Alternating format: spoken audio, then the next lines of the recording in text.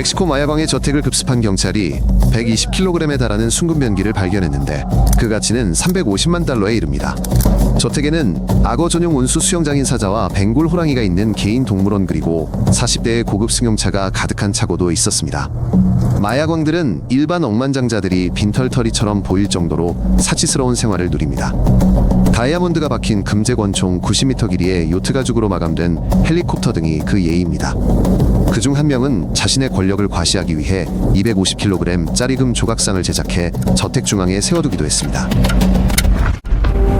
멕시코 최대 범죄 조직의 두목은 자쿠지홈 시어터 그리고 그의 취향에 맞춰 요리해주는 전담 요리사가 달린 2층짜리 독방에서 생활했습니다.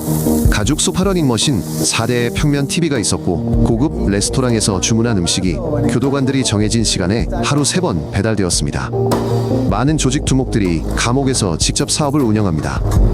휴대전화와 인터넷을 사용할 수 있고 교도관들이 아무런 문제나 질문 없이 돈을 받고 출입을 허용하는 성매매 여성들도 있습니다.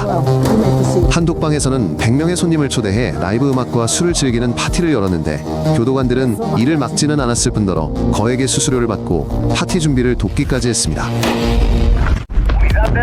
가장 큰 조직들은 7.62mm 자동소총, 유탄 발사기, 대전차 미사일로 무장한 1만 명 규모의 사설 전투원을 보유하고 있다. 이들은 비밀 훈련소에서 군사 훈련을 받는 데 특수부대 출신 교관들에게 적을 살해하고 고문하며 매복하는 법을 배운다. 12살 정도의 어린아이들도 모집되는데 이들은 월 300달러의 급여와 무기를 지급받고 경쟁 조직원을 살해하러 보내진다. 아이들은 두려움이 없고 명령에 쉽게 복종하기 때문이다. 한 14살 소녀는 신문 과정에서 태연하게 2년 동안 37명을 살해했다고 자백했는데 매일 죽음이 도처에 있었기 때문에 전혀 두렵지 않았다고 말했다. 그들은 고문과 처형 장면을 촬영한 후 온라인에 게시하여 경쟁 조직과 경찰이 자신들의 앞길을 막는 사람들에게 무슨 일이 일어나는지 볼 수 있도록 합니다. 영상에는 사람들이 산채로 불태워지고 전기톱으로 참수당하 고산성 용액에 녹는 모습이 담겨 있는데 희생자들이 최대한 오랫동안 고통받도록 모든 과정이 천천히 진행됩니다. 지난 15년 동안 멕시코에서는 11만 명이 흔적도 없이 사라졌는데 대부분 마약 조직에 의해 납치 고문 살해당한 후 아무런 단서도 남기지 않았습니다. 시신은 사막의 집단 매장지에 묻히거나 황산통에 녹거나 바다에 버려져 경찰이나 유족에게 아무런 증거도 남기지 않습니다. 멕시코 최대 마약 조직들은 연간 300억 달러의 수입을 올리는 데에는 볼리비아, 파라과이, 우루과이의 연간 예산을 합친 것보다 많은 액수입니다. 한 조직의 두목은 순자산 10억 달러로 포브스 부자 순위에 이름을 올렸으며 세계 최대 IT 기업 소유주들보다 더 많은 돈을 벌었습니다. 이들은 코카인, 헤로인, 메스, 암페타민, 마리화나 등을 밀매하는데 코카인 1kg을 팔면 3만 달러의 현금을 손에 넣습니다. 이렇게 모은 돈은 호텔, 레스토랑, 세차장, 건설 회사 등 합법적인 사업에 투자하여 자금을 세탁하고 마치 평범한 사업가처럼 위장합니다. 콜롬비아 범죄 조직들은 군사 레이더에 탐지되지 않고 한 번에 8톤의 코카인을 운반할 수 있는 길이 30m의 실제 잠수함을 건조하고 있습니다. 이러한 잠수함 한 척의 가격은 200만 달러이지만 한 번의 성공적인 운반으로 투자금의 10배를 회수할 수 있기 때문에 정글 깊숙한 곳의 비밀 조선소에서 수십 척이 건조되고 있습니다. 또한 미국 국경 아래에는 150개 이상의 터널이 파여 있는데 일부 터널에는 실제 탄광처럼 레일 전기, 트롤리 환기, 시설 조명까지 갖춰져 있습니다. 터널이 발각되면 투석기를 이용해 울타리 너머로 코카인 뭉치를 던지거나 야간에 200m 고도에서 비행하는 드론을 이용해 정확한 지점에 화물을 투하합니다. 마야광들은 유명 가수와 여배우들을 초대해 파티를 열고 자신의 별장에서 하룻밤 동안 노래를 부르고 손님들을 즐겁게 해주는 대가로 최대 10만 달러까지 지불합니다.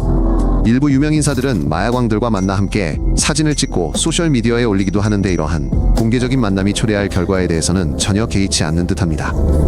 그들의 아내와 애인들은 호화로운 생활을 누립니다. 20캐럿짜리 다이아몬드를 착용하고 30만 달러짜리 고급 승용차를 몰고 스위스의 유명 병원에서 자비로 성형수술을 받습니다. 한 마야광의 전처는 책을 통해 남편이 아무 대가 없이 수백만 달러가 든 가방을 건네주면 자신은 그 돈을 한 번의 쇼핑으로 모두 옷 사는 데 써버렸다고 폭로했습니다. 이 조직들은 시장 주지사 경찰관들에게 막대한 뇌물을 제공하며 해당 지역의 정부 전체가 사실상 국가와 법이 아닌 이들을 위해 일합니다. 한 도시에서는 경찰 전체가 조직으로부터 공식 급여의 3배에 달하는 급여를 받았고 마약을 압수하는 대신 마약 운반 차량을 호위했습니다. 한 시장이 협조를 거부하자 일주일 후 그의 아내와 두 자녀와 함께 살해당했고, 그 후 해당 지역의 어떤 정치인도 감히 그들에게 맞서지 못했습니다. 이들은 자신들이 선호하는 후보들의 선거운동에 수백만 달러를 투자하여 이들이 의회와 정부에서 완전히 합법적으로 자신들의 이익을 대변할 수 있도록 합니다. 조직 내 전쟁은 끊이지 않는다. 부두목이 보스의 약점을 포착하면 부하들을 모아 암살을 사주하고 보스의 자리를 차지한다. 20년 동안 50명이 넘는 고위 보스들이 암살당했는데 대부분 경찰이나 군대가 아닌 자신의 부하나 옛 동료들에 의해 살해당했다. 배신자들은 특히 잔혹하게 처형된다. 몇 주 동안 고문을 당하고 가족들이 살해당하는 모습을 강제로 지켜보게 한 후시신을 토막내어 도시 곳곳에 뿌려 경고한다. 한 전직 보스는 형량을 10년 줄이는 조건으로 동료들을 경찰에 넘겼는데 한 달 후 그의 형제 어머니도 여동생이 가슴에 유서가 든 채 시신으로 발견되었다. 멕시코 범죄 조직원들은 19세기 산적 출신으로 공식 교회에서는 인정받지 못하지만 마약 밀매업자들에게는 수호성인으로 추앙받는 헤수스 말베르데에게 기도합니다. 그들은 말베르데를 기리는 예배당을 짓고 돈급 목걸이 심지어 칼라시니코프 소총까지 제물로 바치며 경찰의 감시를 피하고 위험한 사업에서 성공하기를 기원합니다. 또한 해골 형상의 죽음의 여신 산타 무에르테를 숭배하며 중요한 작전을 시작하기 전에 경쟁자와 적에 대한 승리를 기원합니다.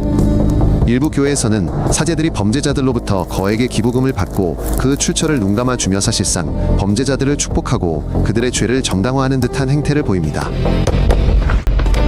멕시코의 여러 도시에서 갱단이 주민들을 살해하거나 추방하여 마을을 유령 도시로 만들어버렸습니다. 빈집만 덩그러니 남아있는 이 유령 도시는 한 채도 찾아볼 수 없습니다. 한 마을에서는 2만 명 중 500명만이 남았는데 갱단이 마을을 떠나거나 조직에 협조하기를 거부한 사람들을 모두 학살했기 때문입니다. 마을 주민들은 갱단의 통제하에 들어왔고 남는 사람은 누구든 죽임을 당할 것이라는 협박을 받고 집을 버리고 다른 나라로 도피하고 있습니다. 이러한 유령 도시는 훈련 시설 무기 및 마약 창고로 변모하고 있으며 경찰이나 군대는 진입조차 하지 않습니다. 진입하는 순간 모두 죽음을 맞이할 것이기 때문입니다. 가난한 지역에서 그들은 국가의 지원을 받지 못하기 때문에 사비를 들여 학교병원 놀이터를 짓고 사람들은 그들을 영웅으로 여기기 시작합니다. 그들은 명절에 음식옷 장난감을 나눠주고 아픈 아이들의 수술비를 지불하고 도로를 보수하며 지역 빈민들 사이에서 자선가의 이미지를 구축합니다. 일부는 축구 클럽을 소유하여 자금 세탁을 하고 정식 국가대표팀 선수보다 10배나 높은 연봉을 제시하며 유망한 선수들을 영입합니다. 지역 주민들은 범죄 조직원들을 경찰로부터 숨겨주고 그들이 평생 국가로부터 받은 것보다 더 많은 것을 주었기 때문에 증언을 거부합니다. 몇몇 대형 갱단은 남성 못지않은 잔혹성을 지닌 여성들이 이끌고 있습니다. 그중 한 명은 직접 고문과 처형에 가담하며 무력으로 권력을 장악했습니다. 그녀는 원래 두목의 정부였지만 그가 체포된 후 사업 전체를 장악하고 경쟁자들을 모두 제거했으며 전국에 3,000명의 판매책을 거느린 네트워크를 구축했습니다. 또 다른 여성 두목은 감옥에서 휴대전화를 통해 조직을 지휘하며 처형과 마약 배달을 지시했고 당국은 12년 넘게 그녀를 막지 못했습니다. 이 여성들은 외모를 무기로 활용합니다. 사업가처럼 보이고 값비싼 정장을 입고 카메라 앞에서 미소를 짓지만 그 이면에는 적에게는 절대적인 무자비함이 숨어 있습니다. 젊은 조직원들은 총달러 뭉치보급 승용차와 함께 찍은 사진을 게시하며 자신들의 생활 방식을 과시하고 가난한 동네에서 새로운 조직원을 모집합니다. 그들은 나이트클럽에서 수천 달러를 탕진하고 킬로그램 단위의 금 목걸이를 걸고 오고 나라 평균 가정집 가격보다 비싼 차를 운전하는 영상을 촬영하기도 합니다. 경찰은 이러한 게시물을 활용합니다. 사진을 통해 범죄자의 위치를 파악하고 얼굴을 식별하여 매달 수십 명의 범죄자를 체포하는 데 도움이 되는 증거를 찾아냅니다. 하지만 조직들은 인터넷을 협박 수단으로도 사용합니다. 처형 영상을 게시하고 개인 메시지로 경쟁자를 위협하며 비판자들을 감시하여 색출하고 처벌합니다. 멕시코 정부는 지난 15년간 조직범죄 소탕에 500억 달러 이상을 쏟아부었지만 살인율은 매년 증가하고 있습니다. 군대는 수십 명의 조직 두목을 사살하거나 체포했지만 한 명이 사살될 때마다 2명이 새로 나타나 세력 다툼을 벌이고 폭력 사태는 더욱 악화됩니다. 미국은 국경 보안에 수십억 달러를 투자하여 장벽을 건설하고 드론과 헬리콥터를 동원하고 있지만 여전히 매일 수많은 마약이 터널과 해로를 통해 유입되고 있습니다. 이로 인한 경제적 손실은 매년 수천억 달러에 달하는 것으로 추산됩니다. 파괴된 도시 수만 명의 사망자 만연한 부패 그리고 위험 지역에서 영구적으로 철수하는 기업들이 그 원인입니다. 선진국에서 마약 수요가 존재하는 한마약 조직들은 수십억 달러를 계속해서 벌어들일 것이며 어떠한 전쟁도 그들을 완전히 그리고 영원히 막을 수는 없습니다. 매년 그들은 더욱 강력해지고 있습니다.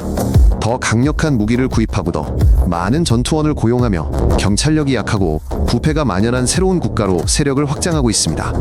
전문가들은 마약을 합법화하고 그 수익을 가져가는 것이 유일한 해결책이라고 말하지만 정부는 유권자들의 정치적 압력 때문에 그러한 조치를 취하기를 꺼립니다. 이 에피소드를 듣는 동안에도 그들은 수백만 달러를 더 벌어들이고 수많은 사람을 죽이고 국경을 넘어 또 다른 마약을 밀반입했을 것이며 내일도 이 모든 일은 다시 일어날 것입니다. 이 내용이 흥미로웠다면 구독하여 새로운 에피소드를 놓치지 마세요. 저희는 모든 내용을 간결하고 명확하게 전달합니다.